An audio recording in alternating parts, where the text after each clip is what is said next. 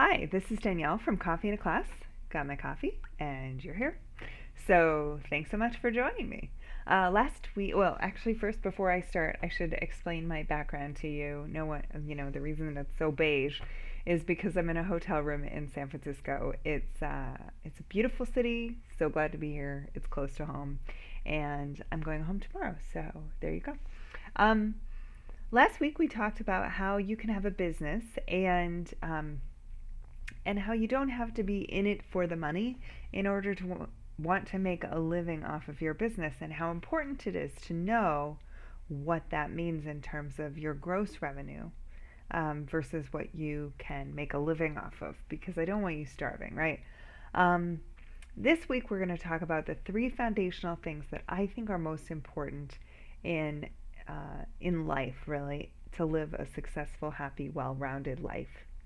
The number one most important thing to me, like the number one most important thing, more important than family, more important than kids, more important than pets, more important than fitness, that more important than anything, more important than anything, is good time management. Good time management skills are the most important thing that you can develop in order to live a happy life. And the reason is because once you have good time management skills, you can do all of the other things. You can have a family, you can have pets, you can have hobbies, you can have time for work and time for play, and you can have everything.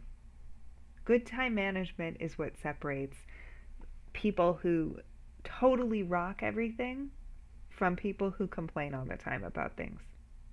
And that's actually, complaining about things is also a huge waste of time, which I'll go into later. But good time management is the number one most important thing to develop, which is why I write about it often. People ask me about it often. I love talking about time management. And I have so many systems set up, which I'll talk about over the next several weeks. But the most important thing that I want to talk to you about right now, and the reason that I bring it up, is because my goal class is starting on December 26th, and it's free. So there's no strings attached. It's a complete at your own pace. I'm just so frickin' jazzed and passionate about it. And I know it's like the most important thing. So I really want you to take that class. All right. The second most important thing, number two, is priorities. Prioritizing for impact. Creating a list of priorities that you can actually measure yourself against and see what objectively will cause the most impact.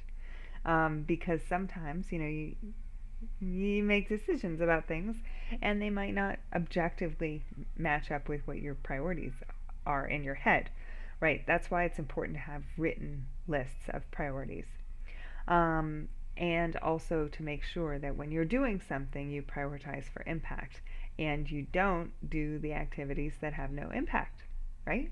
Um, okay, the third most important thing is building relationships and surrounding yourself with fantastic people.